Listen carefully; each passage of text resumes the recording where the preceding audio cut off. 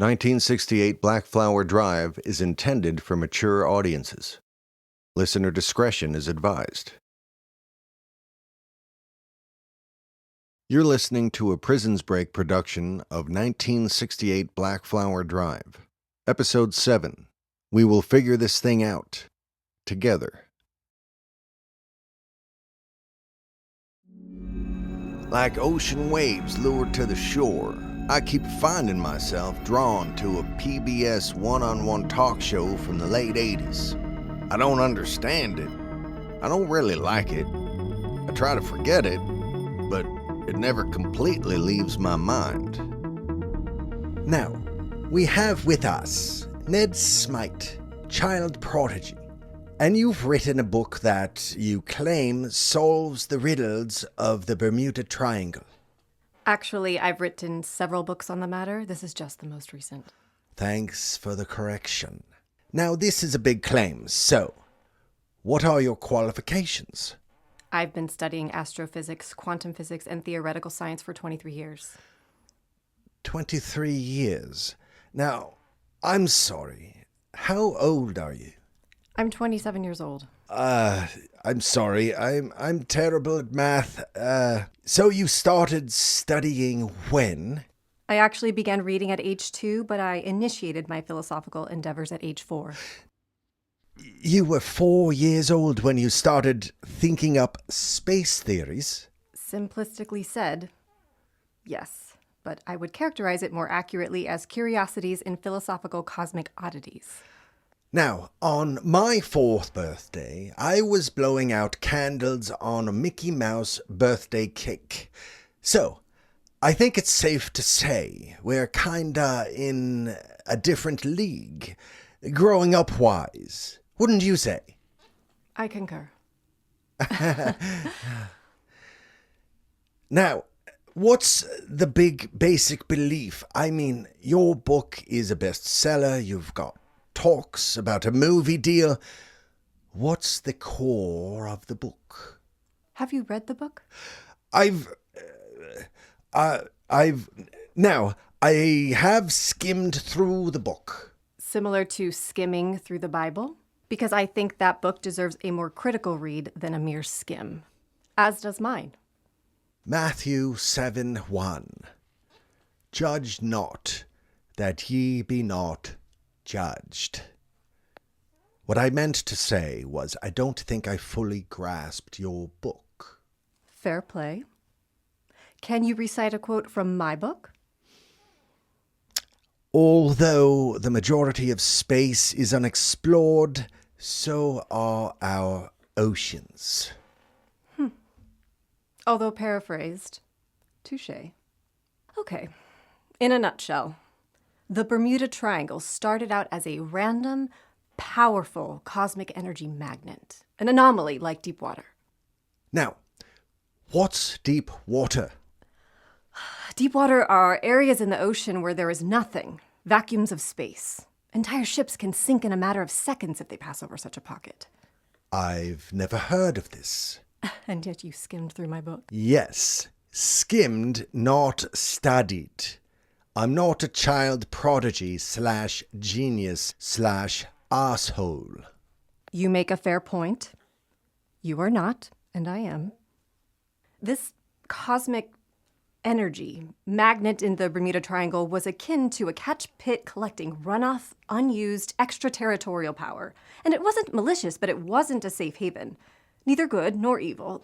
This raw, untapped, ambivalent energy was just stored in this bunker of the western part of the North Atlantic Ocean, waiting, energizing, until I believe ships and planes innocently crossed over into its realm.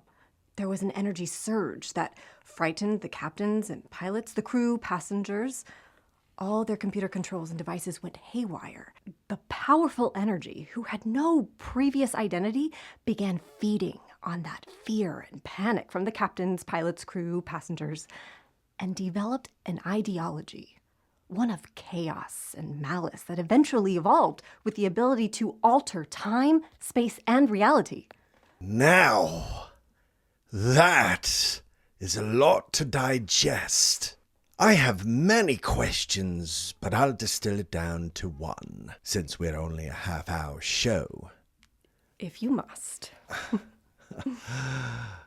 Why would this mass of energy, this runoff of extreme cosmic power, decide to collect on an unremarkable planet in an unremarkable place?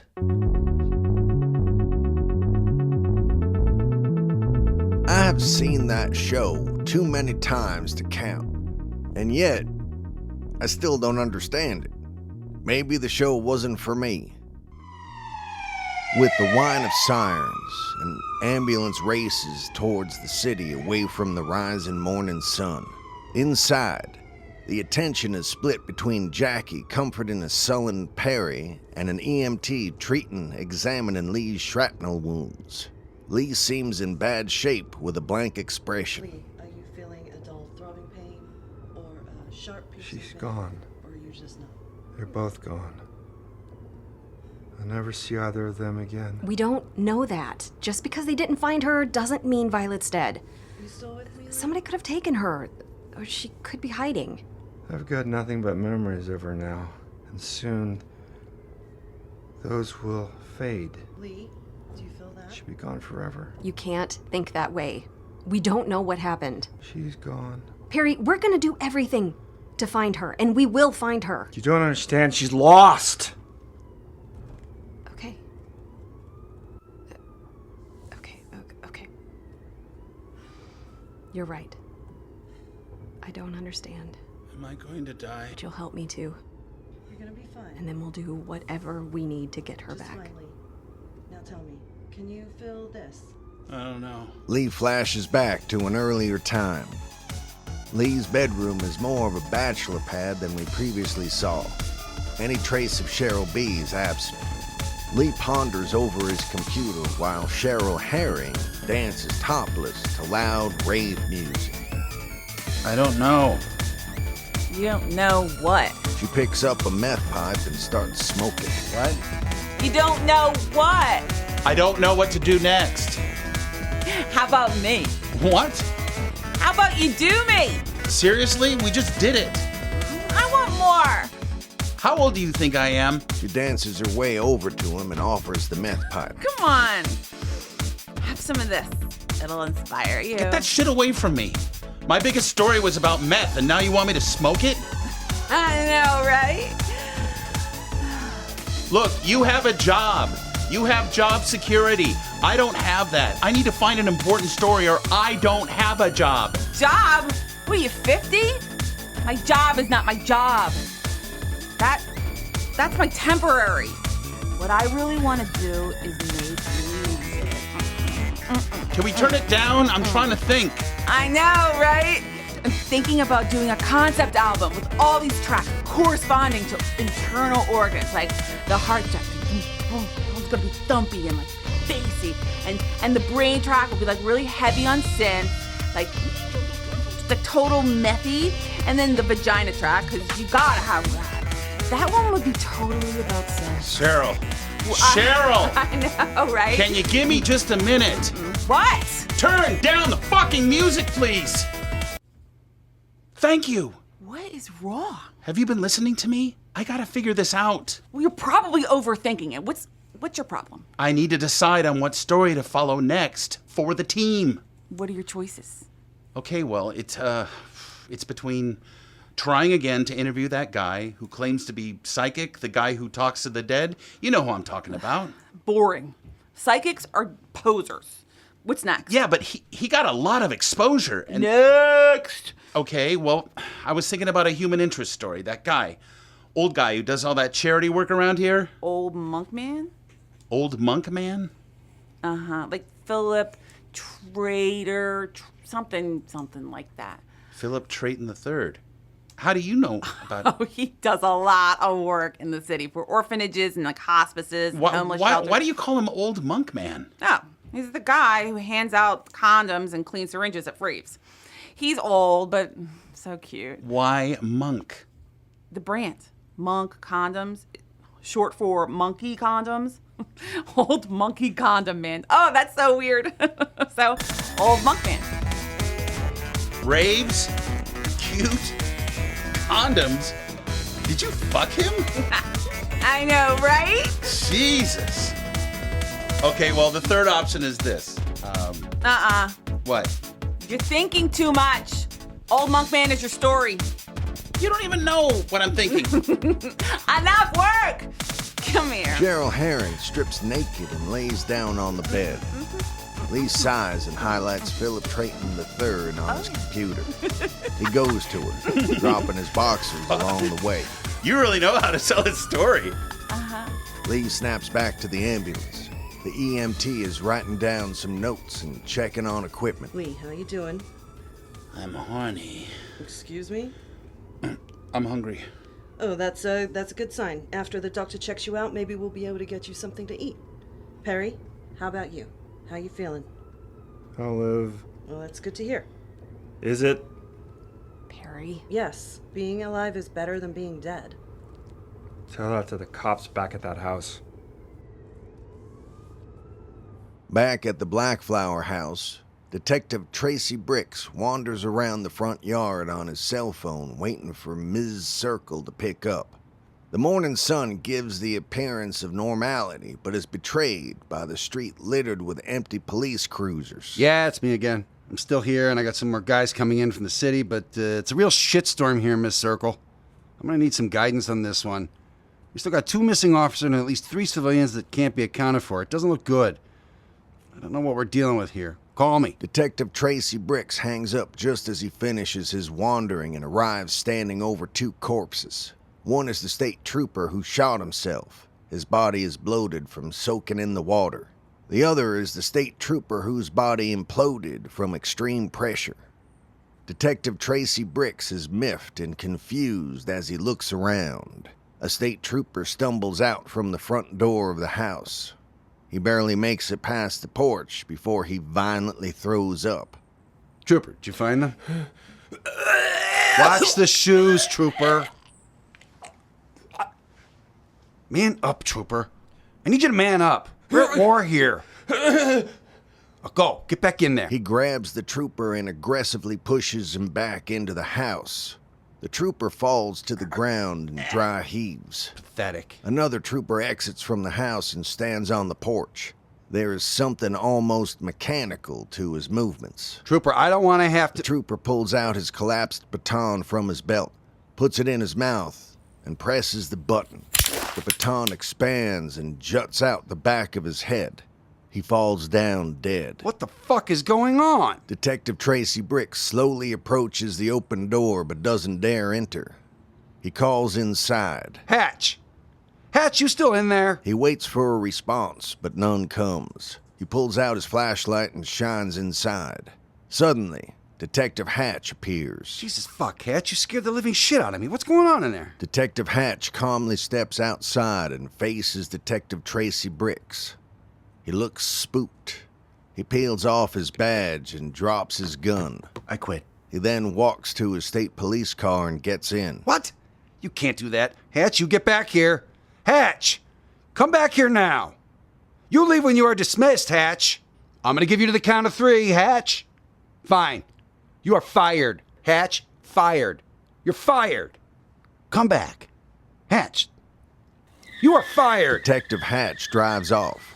The remaining trooper is now weeping and curled up in a ball. Overhead, a black helicopter flies by, low. What the fuck? In the Blackflower Sheriff Station, Lucky the dog walks past the different jail cells like a canine warden. He passes Kelvin's cell, where Kelvin tries to stay awake. Mildred's cell, where Mildred is in a deep sleep. Then Dr. Peel's cell, where Dr. Peel is face down on a cot. Finally, Lucky strolls into Ron's cell. Lucky curls up by Jody's feet. Ron is still resting while Jody watches over him with a coffee mug. Ron groggily stirs and Jody sips and winces. Well, hello, sleepyhead. Jody? You're drinking coffee? Oh, I'm trying. I made you a cup, too. You're learning, kid. When does it taste good? Longer than you want, but sooner than you think. Wait, what are you doing here? I work here. What? Why am I in a jail cell? I should be home. What happened? First, let me get Dr. Peel to check on you. Jody, what's going on? What happened to me? What's that? Those are military-grade helicopters. Helicopters? Military? I mean, what's going on? I don't know, but it's not good. What happened to me? A while back, I remember it crystal clear. A young man, not arrogant nor confident, just a young man full of piss and vinegar, youth and passion, ready to make his way in the world. He approached me as I sat on my porch, nursing a glass of lemonade at 1968 Blackflower Drive. Hey, I'm Lee. Greetings, Lee. I'd like to talk with you for a moment, if that's okay. Surely. Come on up, young man. Have a seat. Lee crosses over to my porch, where there is an empty chair and a small table holding a pitcher of lemonade with an extra glass. I held out my hand. The name's Phillip Traiton III. I'm Lee Major Smith. Glad to meet you. We shook hands and Lee sits down. Lovely day, isn't it? It is. I should tell you, I know who you are, and I'm a journalist. Oh? I want to do a story on you. Have some lemonade. Lee grabs a pitcher and pours himself a glass. I think you'd make a great story. About an old man who's dying? I cough, but maybe more for effect. Part of it, but mostly about a man whose generosity and self-sacrifices exceed the majority of the populace. Lee drinks the lemonade while I think on this. This is delicious. I don't think so. The lemonade or the story? Why would you write a story about me? I told you. The money you've given and the time you've spent at the homeless shelter, the hospice, the orphanage, and I've heard you've even given out clean syringes and condoms at raves. Apparently, you know what I do. Why not write the story you have without me? I prefer the personal touch. I want to know why you did what you did, and do. It could influence people. Maybe have them volunteer or donate. This could be a good thing for these organizations that you obviously care about. I drank my lemonade while a crimson ribbon of blood seeps into the glass. I'm assuming you'll want interviews with me. I would. 10 interviews max. I'll give you 2. 2. I'll need 5 at least. 2. And I get final approval of the story. If I don't like it, it's dead. Okay. 2 and 1 follow-up. And you get final approval of any story I put out. I drink again, and more blood leaks from my mouth into the glass. Can't fake that. And this has to be about the shelter, the hospice, and the orphanage. It's not about me. I'm not the feature. It's their legacy, not mine. Lee touched my arm. Yeah. I flinched. I promise. It'll be about their future. I remember looking out and thinking, this is a sign. A sign that things were over. Okay. Agreed. Good. First interview done. Kindly leave my porch, please. We met once more, and then I was dead.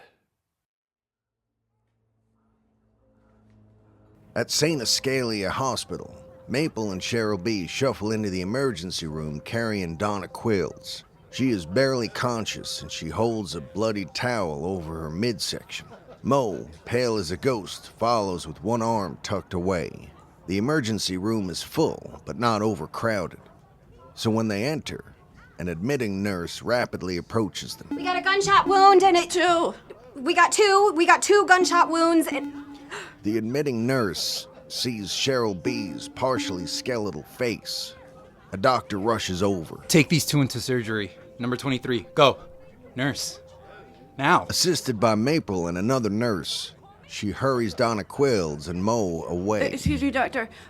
Can you tell me where urgent care is? What's her name? Cheryl? Cheryl. You better come with me.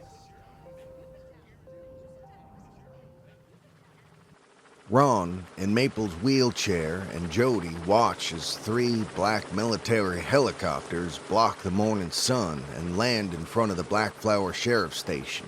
Several field agents appear, wielding submachine guns and earpieces. They assist a man, Special Agent Gill, in a wheelchair out of one of the helicopters. Things are gonna change here. What do you mean? A power shift. This town will never be the same. Who can tell me where Sheriff Jackie Milieu's location is right now? Is that you, Gil? Ron? Where's my sister? She's at the Blackflower house. Take me to her.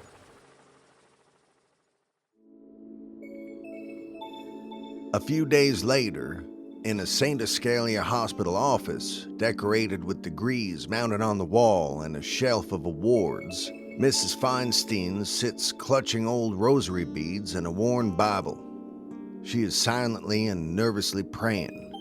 In walks Dr. Green, who solemnly gives her an encouraging nod and then goes to the corner. He is followed by several doctors until the room is crowded. The last doctor, Dr. Linus Cogg, a typical bureaucrat, approaches her. Hello, I'm Dr. Linus Cogg, and I'm taking over your son's case. Why? Why can't Dr. Green continue looking after Larry? I run this hospital, and I want the best treatment for your son. I've called in a specialist on your son's condition. His name is Dr. Richard Fields. Dr. Richard Fields approaches and kneels in front of Mrs. Feinstein.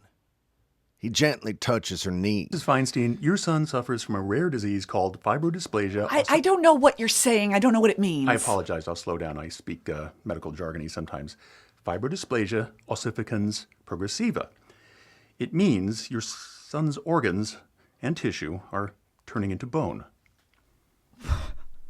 What does that mean? It means that untreated, your son will die. Well, treat him then.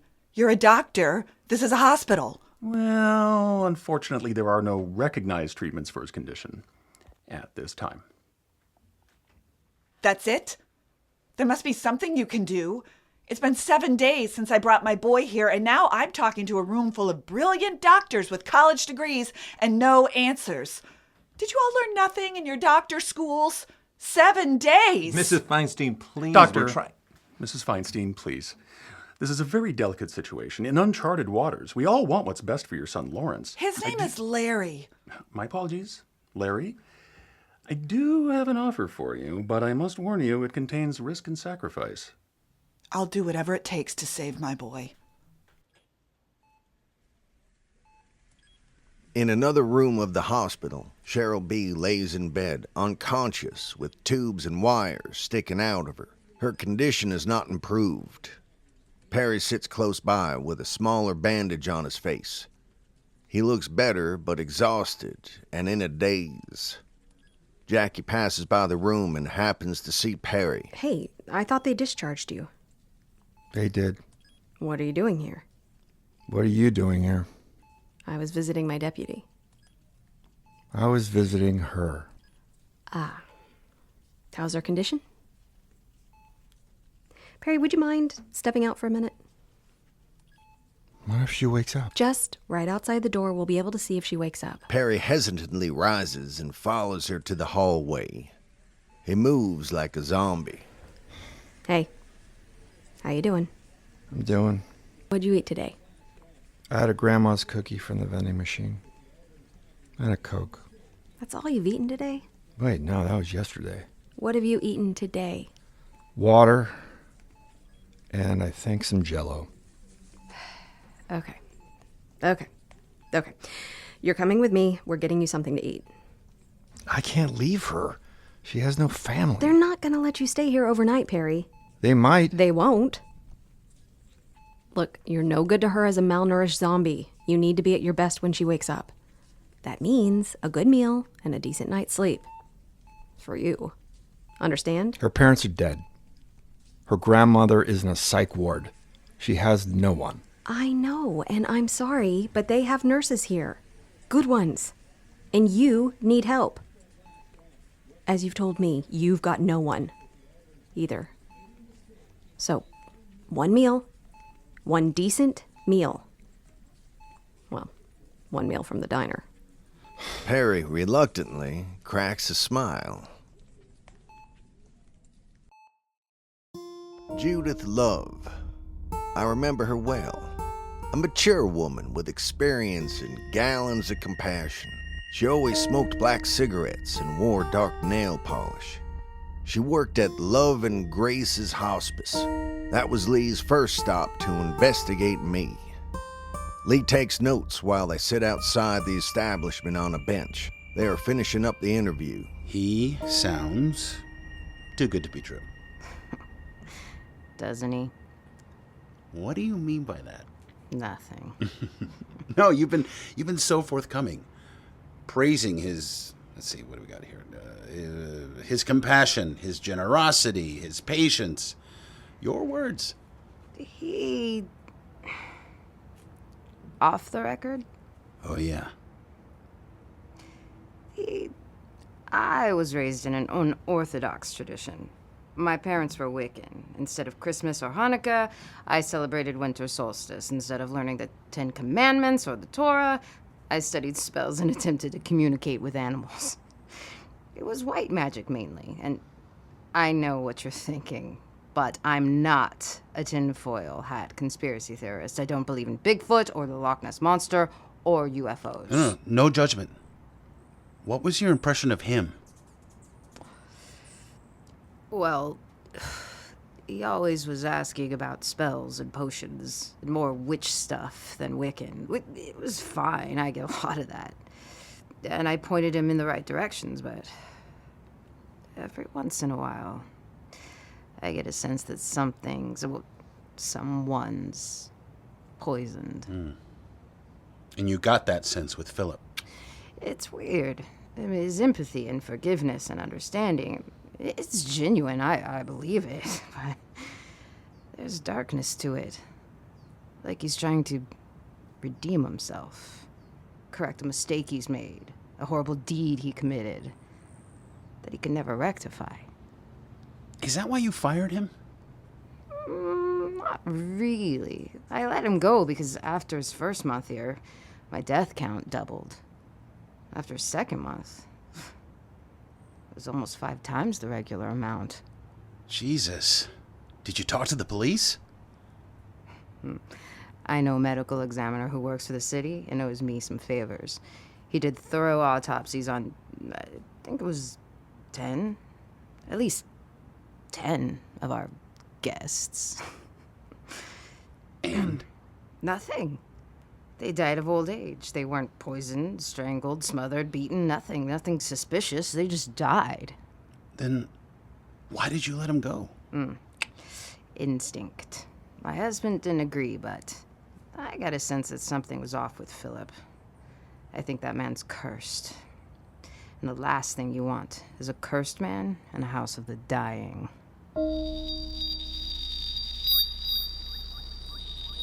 Jackie and Perry are at the diner, sitting in a booth. Jackie is devouring a spaghetti dinner while Perry gloomily watches.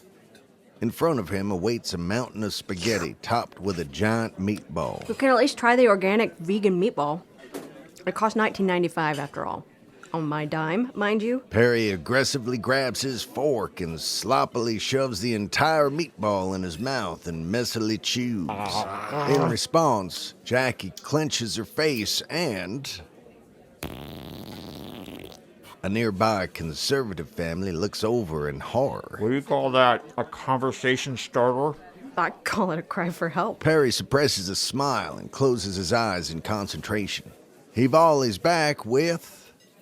The father of the conservative family calls out for the waiter. Check, please. Jackie tries to hold back but starts giggling, which makes her giggle harder, which makes her... The conservative family gets up to leave. Sheriff Jackie, we campaigned for you twice now, but this is inexcusable. We are never returning to this establishment, thanks to you. What? It was just a gas leak. Perry, while staring at the family, lets out a... The conservative family exits in a huff.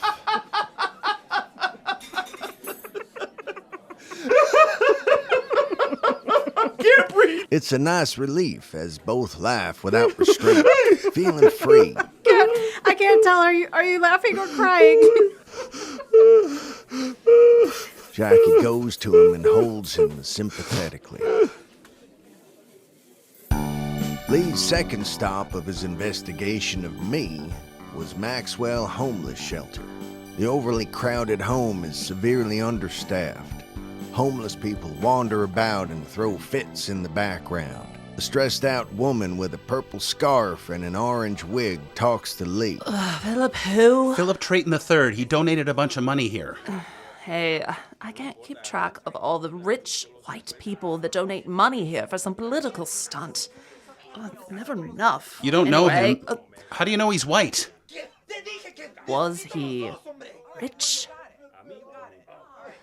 I gotta deal with this. Is there someone else I can speak to that's not... I gotta deal with this. The woman leaves, straightening her wig as she goes. Give her back her crack pipe. Lee looks around.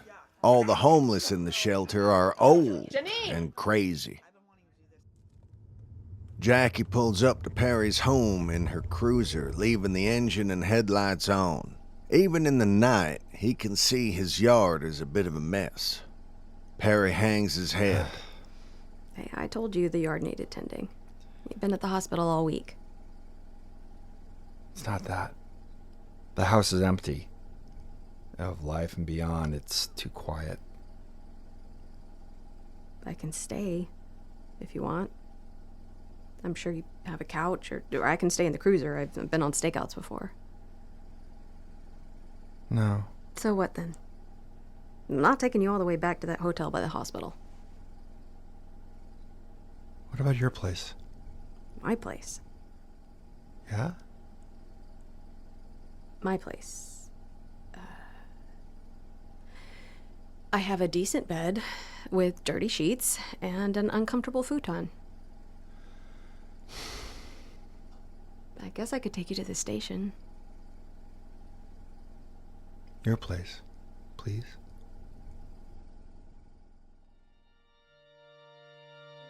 Lee's final stop in his investigation of me. St. Jude's Orphanage, a place I would prefer never to see again.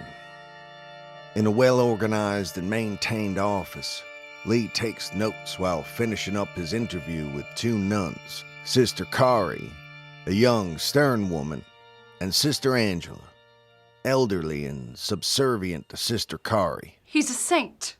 One of the rare few that puts his own needs second to others. That's amazing.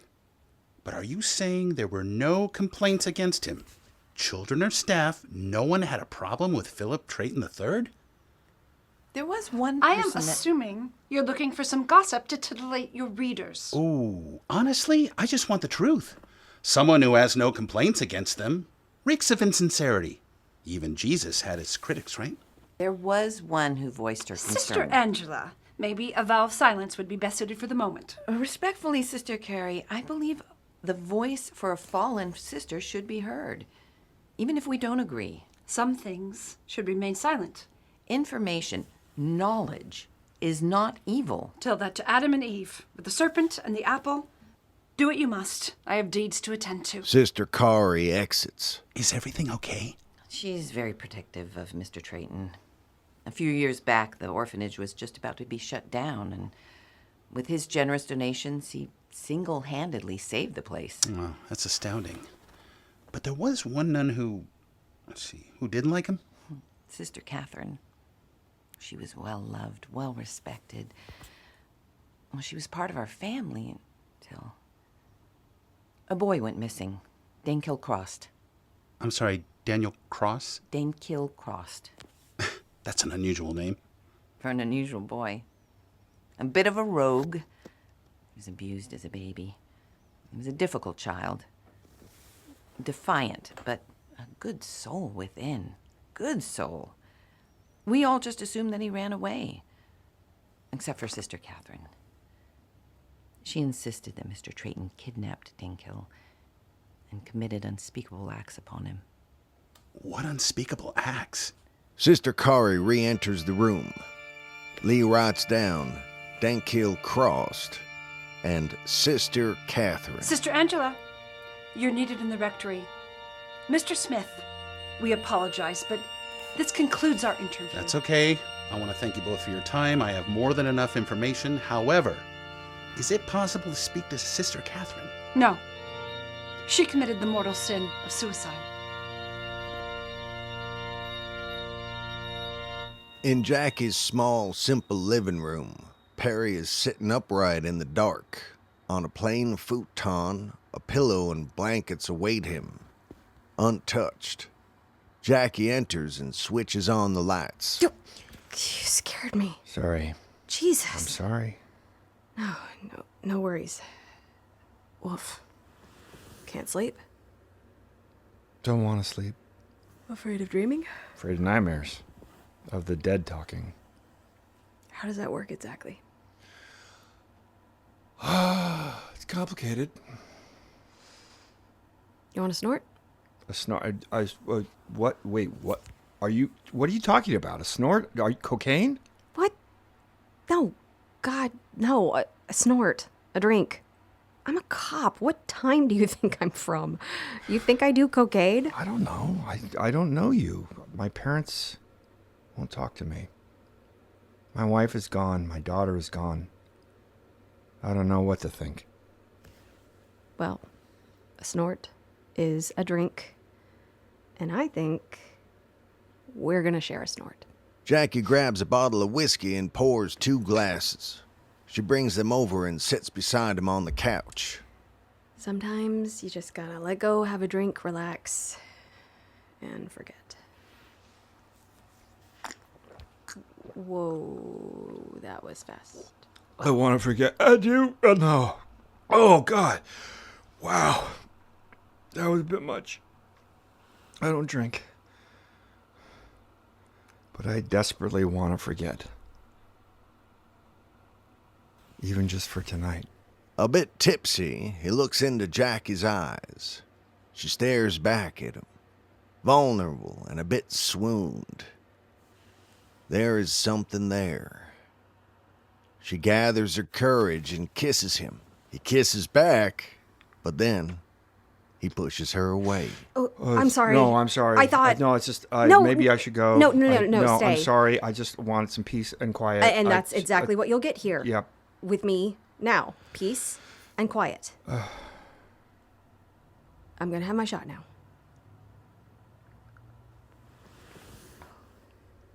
This will never happen between us. I mean, never. You understand? I do. I'm married. I do. I know. Okay.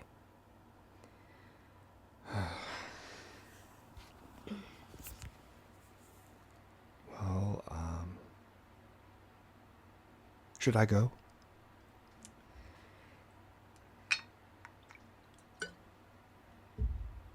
No. I think I understand. Let's just try this again. Try and forget. Just for the both of us. Erase. Erase. Erase. Let's just remember our time at the diner. Okay, Jackie, okay. Okay. A few days and nightmares later. In blackness, the deep sounds of water escalate to the soulless noises of space. A scream in the dark. Jackie awakes from a hard sleep, eyes bloodshot but alert. She grabs her gun from underneath her pillow and bolts out of her bedroom. Jackie goes to Perry, who is sitting up on the futon, blanket strewn across him. His face is deathly white, eyes wide and body trembling. Jackie sets down her gun on the coffee table amongst a bottle of whiskey, half empty, with finished shot glasses. Another bad dream? The worst. Okay, tell me. Perry pours himself a shot of whiskey, but doesn't drink. I was on the ocean, on a boat, a sailing boat, 25 foot or something, but it wasn't me. It was like me in the future, a few years from now. And you were there, I think, or someone was in the cabin below. Yeah. Anyway, I'm sailing along at a decent clip, but something was off, weird, unnatural. What was it? I can't. Wait, I looked up at the sail. Sail was full. We're cruising along, speeding actually. Jackie, tired, leans forward and takes a big inhale.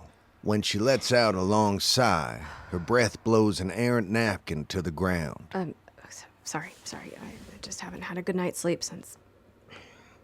It's been a while. At least a week.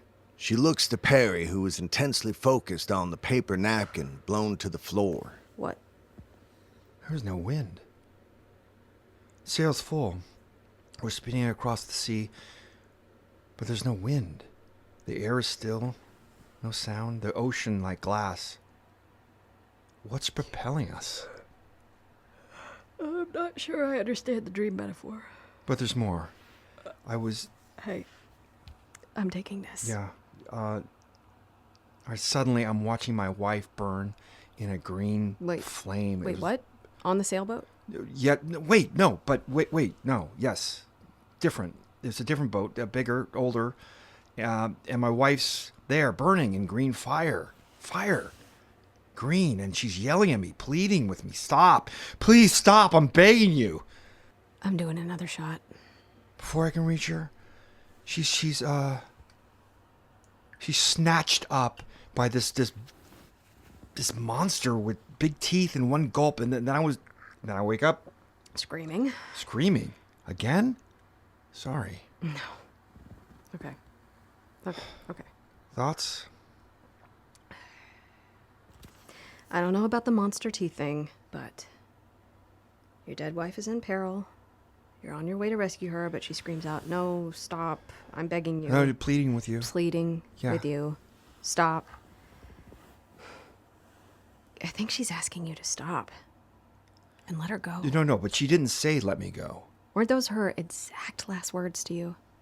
But she's saying something different now. You've told me several times that she saw the world differently than you. And you loved her for that. Sometimes you didn't understand what she was talking about, but you respected what she was saying. Yes, but I believe I always understood her on a subconscious level. Okay? Well, what about the windless sailboat traveling? What about it? I mean, I'm devoted to save Christiane despite the obvious odds against me. Or maybe your subconscious understanding of her dream state is telling you that there's nothing propelling you towards her but your own desire. You were propelling the sail, not the wind, nor the ocean. No. I believe she was sending me a message. Yeah, she was. Stop chasing her, Perry. How am I chasing her? I know you've been talking to my brother about going back into that house. That's different. Is it? Why would you ever want to go back into that place? Perry pours himself another shot, but just stares at it.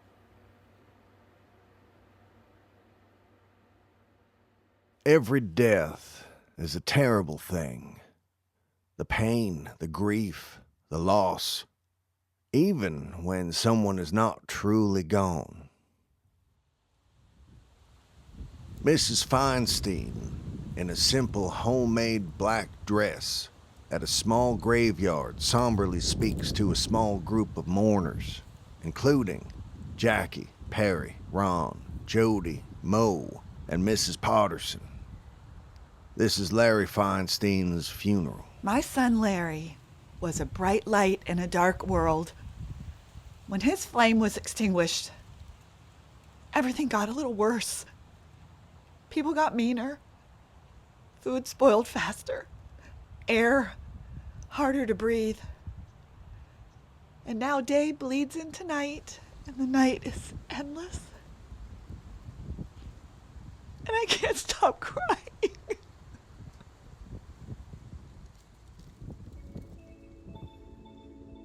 At the funeral reception, people dressed in black forage over food and talk with reverence in hushed tones. Mrs. Feinstein shakes hands and gives hugs to people offering their condolences.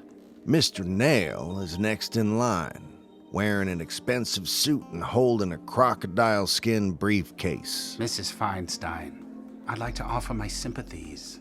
Feinstein, who are you? My name is William Nail. I'm a lawyer, and I represent St. Escalia Hospital, a subsidiary of Jupiter Enterprises. May we speak in private? No, here's fine. Hey, everyone. We have a representative from Escalia Hospital. I think it's best if we speak in private. Well, I just buried my dead son today in an empty coffin. What could you possibly tell me that needs to be in private? All eyes are on Mrs. Feinstein and Mr. Nail. Mr. Nail wipes his forehead with a handkerchief and opens his briefcase. All right. Mrs. Feinstein, as I've said, I represent St. Escalia Hospital, a subsidiary of Jupiter Enterprises. We would like to offer our sympathies with a monetary compensation for your loss. From the briefcase, Mr. Nail pulls out a pen, a check, and a document. He hands her the check. $25,000. We know Lawrence was a principal figure in your business collecting garbage for this town, so we concluded a year's salary would give you some financial comfort. His name is Larry Feinstein, and he made $28,000 a year. I'm sure Jupiter Enterprises would agree to send you a check for $3,000. You think you can buy me for $3,000? Plus 25. Where's Dr. Koch? Where's Dr. Fields? Why aren't they here with their sympathies and crocodile tears? Mrs. Feinstein, may I call you Bev? You may not. All right. Mr. Koch and Mr. Fields are very busy physicians attending to important work. Like breaking promises and not saving Mrs. lives. Feinstein. And not letting a mother even say goodbye to the corpse of her dead son. To be frank, you did sign a consent for the body to be used for scientific advancement and compensation for your son's very expensive treatment. I don't know what gobbledygook you just spouted, but they may not have directly killed my son, but they sure let him die, which means they're either slow or evil. Maybe I should come back at another time. Or maybe not at all. All right. You may want to fight this in the courts, Mrs. Feinstein, but let me warn you, we will fight back, and you may have a strong case. You may actually even win, but it'll cost you years, maybe even decades in court battles that'll result in your unavoidable bankruptcy, not to mention the media exploitation that'll expose all the lurid skeletons in your family's closet, and lest we forget the anonymous death threats. If you are all so tough and powerful and dangerous, why they send you, Mr. Nail? You talk educated, you've got your fancy suit and your $25,000 haircut, but you ain't connected to any of this, really. It ain't personal. You don't know me. You don't know my Larry. You're just a non-offensive mouthpiece for slow or evil men. Maybe both. You got no fight in you. All right. Well, if you change your mind, just sign this form. There are colorful arrows I've placed that show where to sign your name. And then $28,000 are yours. Get out of my house forever. Okay. And it's Feinstein. The patrons of the reception close in on Mr. Nail. Overwhelmed, Mr. Nail exits.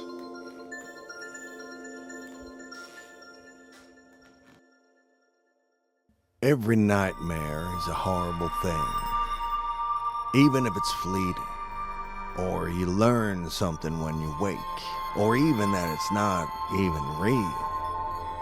The issue is when you're dead. You don't dream, you don't sleep, so every nightmare happens when you're awake. Perry is slaving away at the kitchenette making breakfast in his sailboat. Violet sits at the dining nook. I'm hungry, Dad. I'm making you what you want. I've got eggs, bacon, hash browns, sausage, pancakes. I'm hungry. Now. Perry spins around and Violet has turned into a filthy, rugged man. I've got food. I want what's in your oven.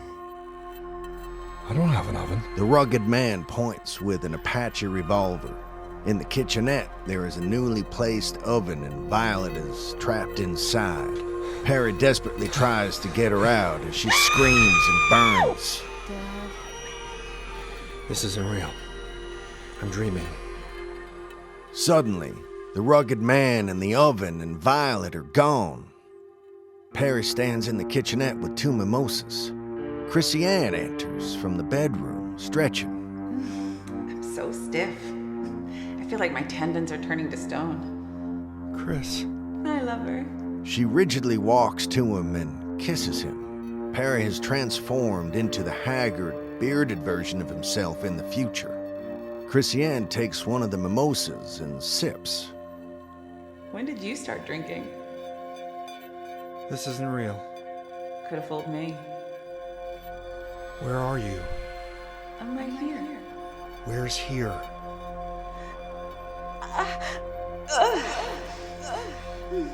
Stop. Please stop.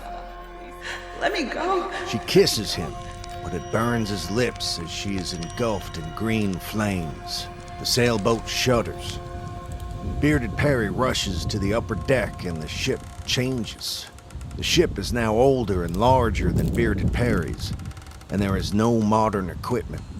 The deck is bare of people except for one who is steering the ship. There is no wind, yet the sails are full and they are speeding across the sea. Bearded Perry cautiously approaches the person behind the wheel. It's Jackie. I love her.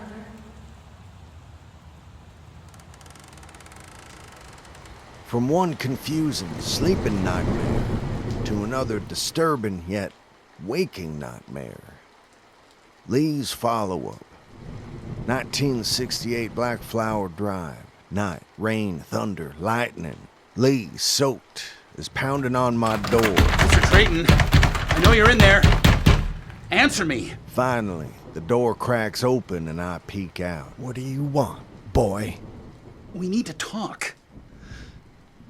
Today's not a good day. I try to slam the door shut, but Lee stops me. He's persistent, I'll give him that. Neither was yesterday, or 3 days before. You want your salacious second interview to sell your dirty story. This is beyond the story. Are you okay? Do you need help? I violently open the door. Beneath a thin layer of clothes, I reveal my emaciated body. I've got one foot in the grave, boy. The other is in hell. Who can help me now? You? Fair enough. I can't tell the future. I don't know your fate.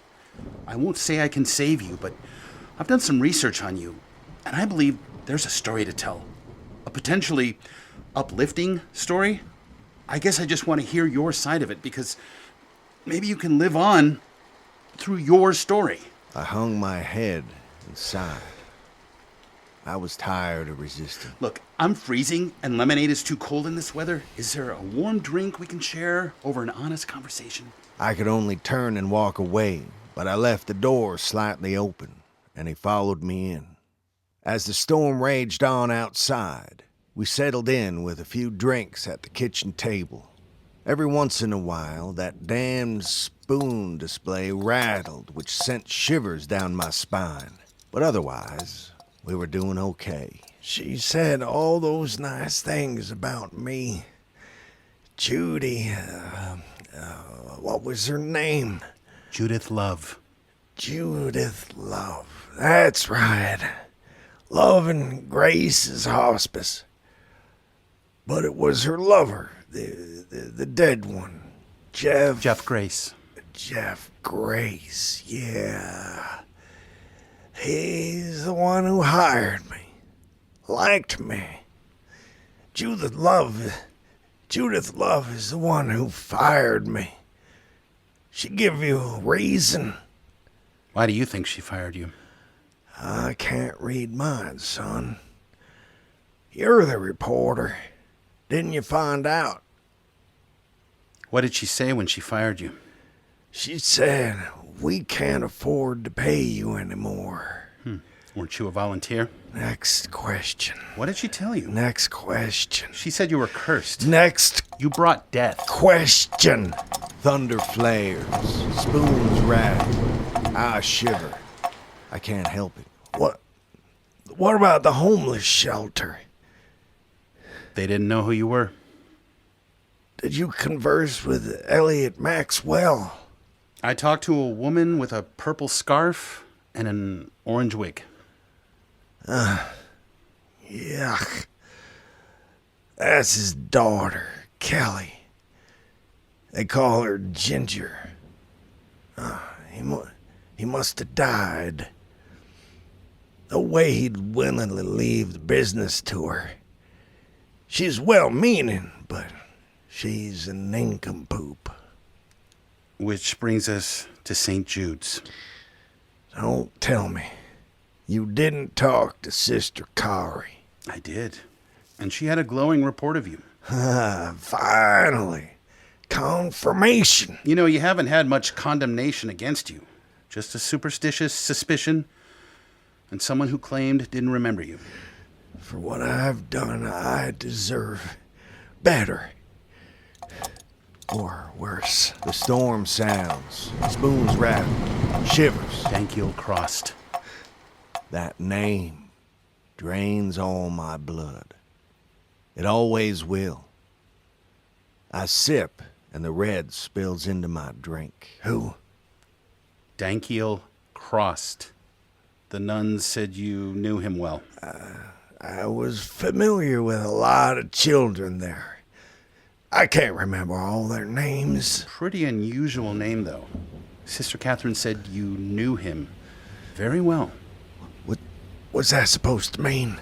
You tell me. What did she say? You tell me. The interview is over. What happened with the child? The interview is over. What did you do to Dankiel Cross? This interview is over. Hard thunder sounds and several spoons crash to the ground.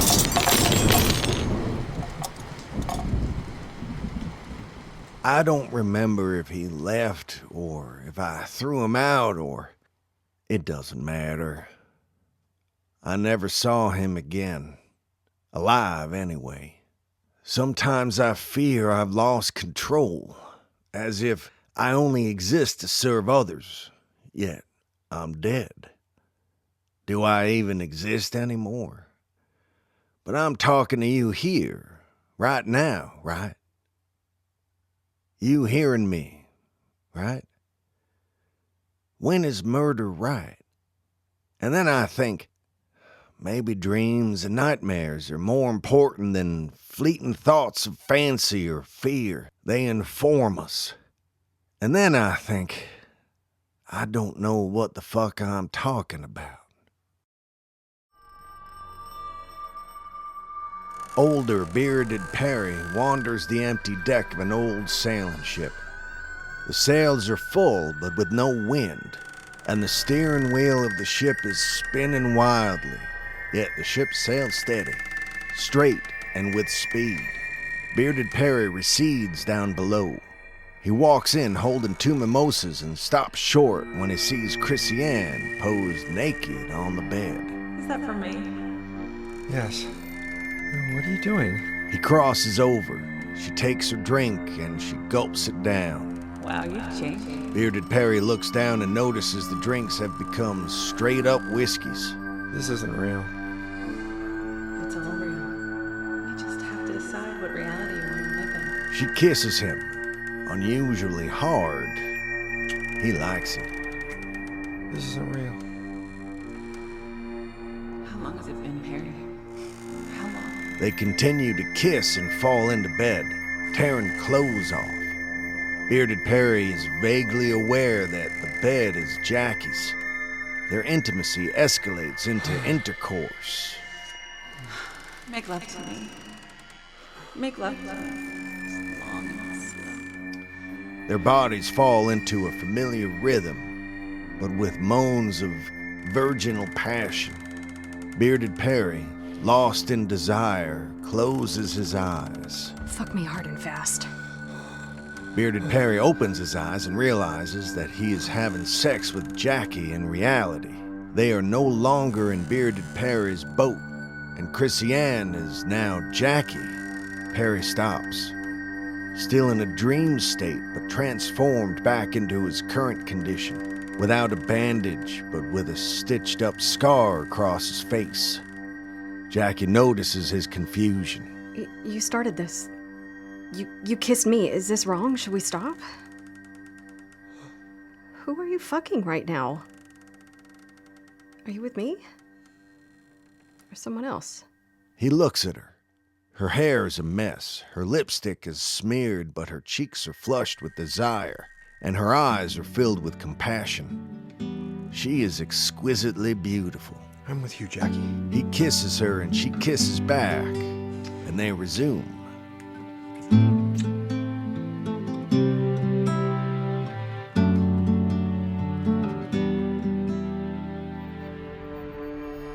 This would be the follow-up that Lee requested in the investigation of me.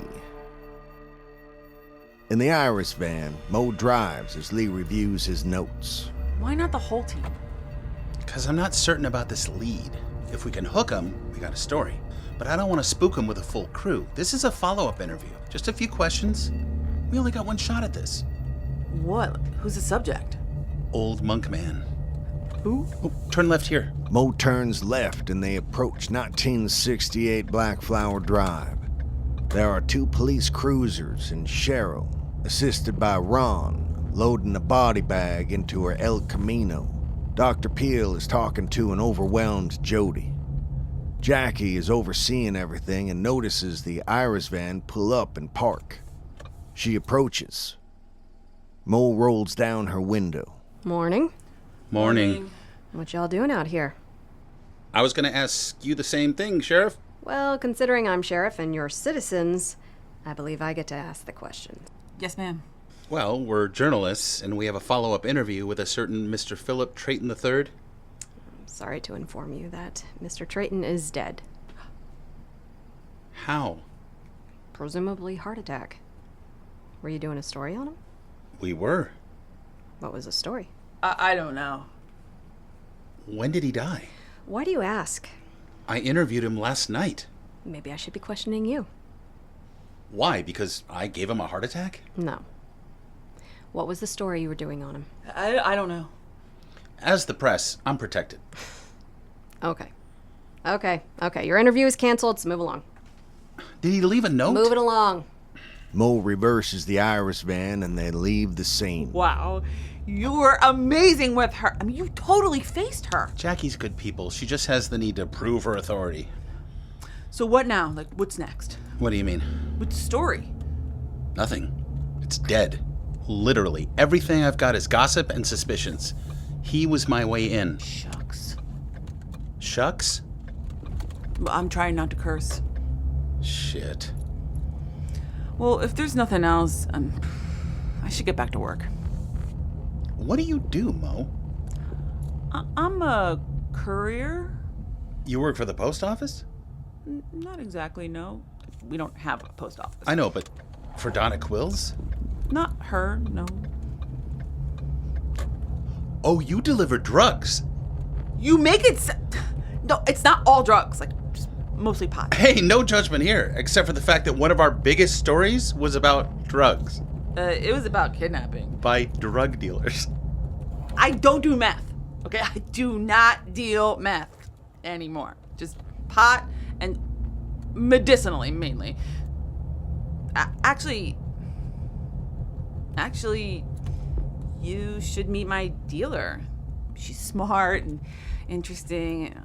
I think she'd make a great story.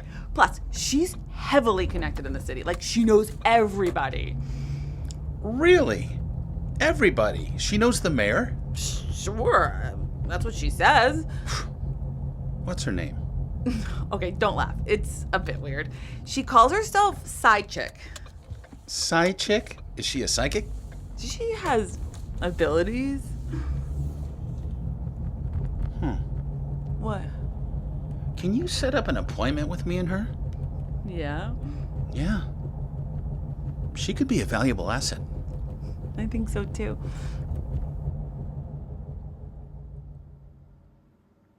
In her bedroom, Jackie and Perry get dressed in silence. As they head out of her home, there is an awkward moment where Perry opens the front door for Jackie. We should talk. We should. I have to work now, but maybe later? No, now. Okay. I don't expect anything from last night. What happened? Happened. Like an earthquake. We don't have to make a thing of it. All right, it's true. Last night, it shook my world. I'm emotionally confused and my internal compass is spinning. But I did feel a separate joy that I haven't felt in a long time. I want you to know that you are not alone in this. And we will figure this thing out together. Okay. Okay? Okay. They hug. They look into each other's eyes. They gently kiss.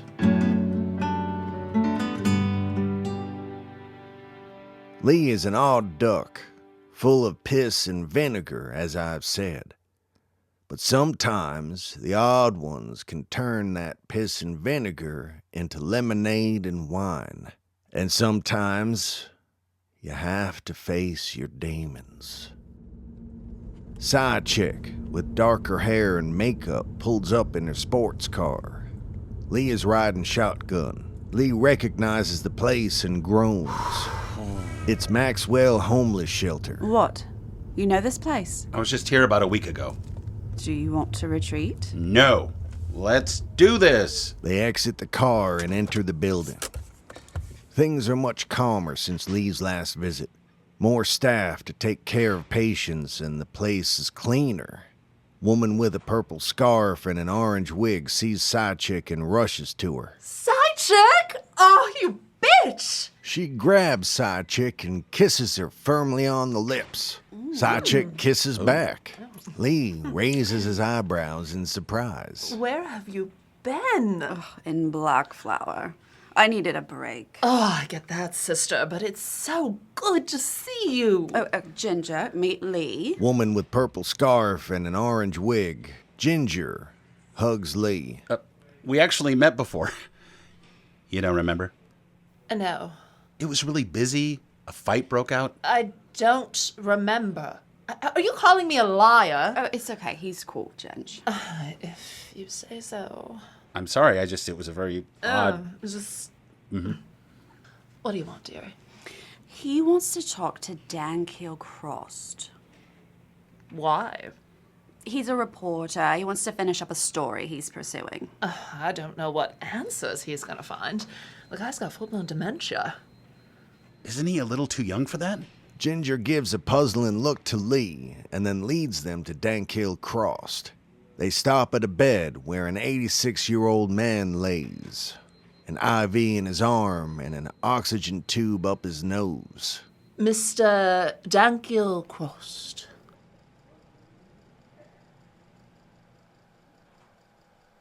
Ginger and Side Chick are catching up in the background while Lee intently interviews the elderly gentleman. So you do remember Phillip Traiton III? It's hard to forget that man. Never met someone so afraid of death, which made us a perfect match. You both feared death? No. He fears it. I crave it. How would you define your relationship with Phillip Traiton III? With Phillip? transactional. What does that mean? He gave me money. And I gave him my youth. $1,000 per year.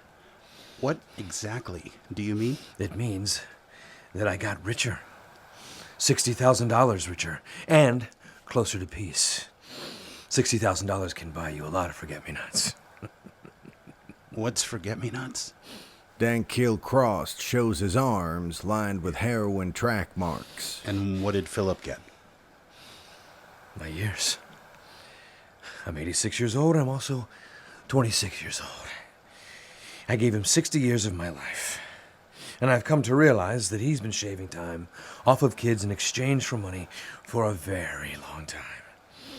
A month here, a year there, trying to stave off the inevitable. When he met me, it was a match made in destiny. Jackpot. Big score. I wanted to forget and die. He wanted to remember and live. And how'd he manage that? Manage what? Taking years off your life and putting them into his. Is that a metaphor, maybe? Do I look like a metaphor? Well, then how'd he do it? I don't know. He just did it. He made it happen. I was just there. Do you think he was afraid of getting caught? For what? What he did to you. I think you think Phillip did something to me that I didn't say he did. Okay. Let's put a pin in that. Okay. Do you think the cops are going to arrest him for something you don't believe? What makes you think they'll believe it? I should tell you. Phillip Traiton III is dead. Dan Kilcross takes this in. Oh. That's why you're here. Well, I didn't do it. I believe you. I was right here. Let me ask you something. You said he feared death more than anything. Yep. Why? I don't know. The idea of non-existence? The plunge into the unknowns of heaven or hell? Who doesn't fear death? You don't. You crave it. Dan Kilcross smiles with an odd wisdom beyond his years. Yeah, that's true, huh? Yeah. Good point. Look. I read my case file. Sometimes my birth parents would leave me in an inch of cold water in the bathtub overnight. Sometimes they would shake me so hard that I would fall unconscious. Sometimes for fun, as a baby, they would put me in the microwave for 60 seconds and press cook. I don't know if it's just darkness or if there is an afterlife. But it can't be worse than this one.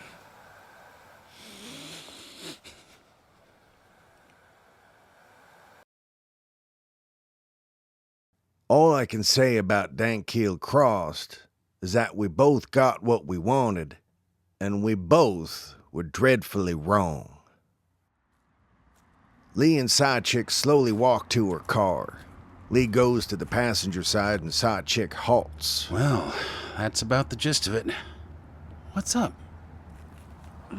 It's not fair. It's not. But it's the way it is. Not everyone sees it, and that's how it festers and grows. That's why we need to expose it. Open the world's eyes to the suffering and injustice and the cruelty. Because deep down, people want to help. Lee goes to her and puts his arm around her. She hugs him. Well, Sidechick, what say you and me get a drink? Huh? Come on! Yeah. There she is. I'd like that. We return to the PBS show that I'll never understand. The host, who I can't remember his name, and Ned Smite are finishing up their interview. Again, this show's not for me. Now, that's a lot to digest. I have many questions, but I'll distill it down to one since we're only a half-hour show. If you must. Why would this massive energy, this runoff of extreme cosmic power, decide to collect on an unremarkable planet, in an unremarkable place? Don't you see? It's so simple. This powerful entity didn't have an identity, but it craved one. So it found a planet that was densely populated with sentient beings who were relatively self-aware but posed no threat, and placed itself where it could observe, self-actualize.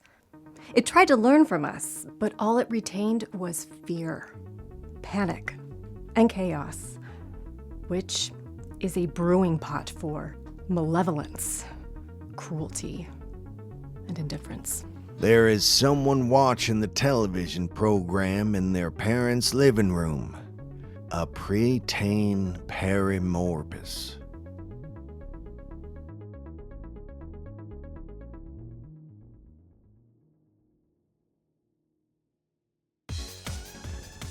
This has been 1968 Blackflower Drive, starring Brian Dullaghan, Brittany Joyner, Brett Pearsons, Max Koch, Amy Procacci, Marypat Farrell, Sarah Atwood, Scott Conte, Ron Wood, Douglas Sarine, Reasha Honaker, Darcy Silveira, Joe Dungan, Sarah Pryzibilla, Mario Eduardo, Amy Braddock, Diane Witter, Stefan Marks, Irene White, Kevin Dorff, John Huertas.